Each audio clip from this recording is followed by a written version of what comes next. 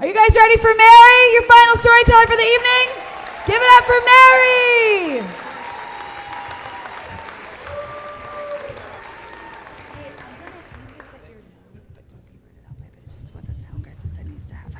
Okay.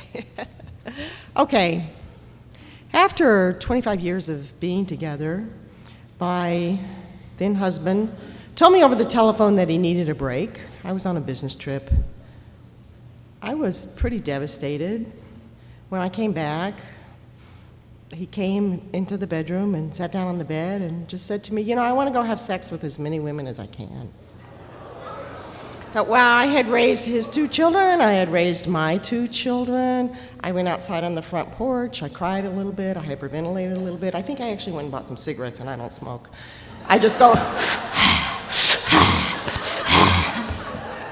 and he came out and said, "Are you okay?" And I didn't feel he had the right to ask me that. And I said, "By the way, you need to find another bedroom to sleep in tonight." And he said, "Really? Why?" The divorce went pretty quickly from there, and I did find out that he was already seeing another woman, which actually helped me stop crying, except when Christmas came. I kind of cried through Christmas Day.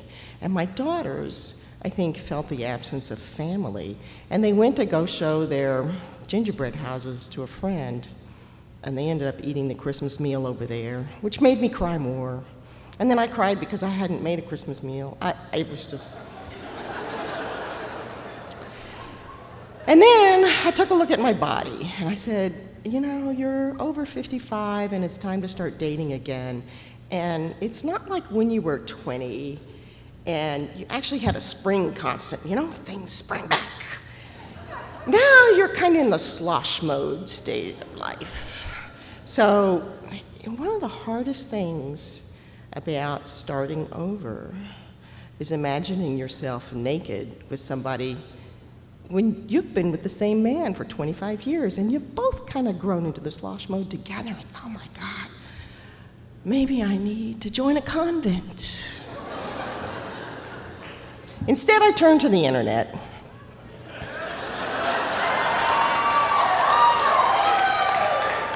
One day at work, I joined Match. I said, I like movies, I like theater, I like books, I like museums, I like everything, I like music, all kinds of music. But I ended up saying, I like fishing and hunting. And every man with a truck for 500 miles who had a gun and a fishing pole sent me a heart, a love note, a kiss, or whatever, until I had to go running off to one of my younger friends and say, oh my God, help me turn it off. So I heard that eHarmony was a little more for the serious people. And let me tell you, eHarmony is like taking 50 personality tests, okay? And these personality tests, I don't think I passed them. It didn't go so well for me. You know, somebody told me your picture's not nice, and I thought, you know, I've heard that there are women that people stop on the street and say, oh my God, you're the most beautiful woman I've ever seen, but it's never happened to me. I mean, I've just heard that it happens. And so I finally picked out one guy and said, okay, I'll meet you someplace. I mean, I picked out him. He didn't pick out me. But... Well, he was a mud engineer. When I saw him drive up in the gold Palomino, I knew it wasn't going to go well. The conversation starts. He can't even find his way to where I am. The conversation starts, and I look him straight in the eye, thinking to myself, this is going to end quickly. And I said, I think Barack Obama will go down in history as the best president ever. I was out of there in the next few minutes, and thank you, Barack, for what I take as a personal save. I moved on from eHarmony, and let me tell you, this was not helping my ego, and having your husband leave you for another woman is really hurtful. But I moved on to something called Our Time. And I accidentally favorited a guy because I thought, like Explorer, that you just kind of bookmarked him for later. So he favorited me back, so I said, okay, I'll meet you at the Manil Museum. Oh my God, I walk up. Let me tell you guys, if you want to meet a new woman on a date and you want to wear a tie to impress her, if it looks like an upside down V, it's not good. Don't wear the tie. And his belt is tied really tightly, I guess to hide that he's got a belly hanging over it, but all this does is make his fly buckled so that I'm staring at it on the way up, convinced that I'm going to figure out that his fly's open, and then suddenly realize I don't think it's a good idea for me to walk up staring at his groin. And the first thing I say to him is, I left my daughter at home alone, I have to leave soon.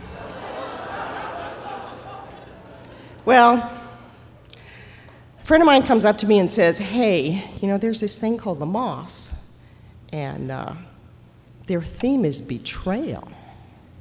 Think you got a story? I said, oh, I got a story. And I came and told my story. Oh, I told my story. I poured my heart out.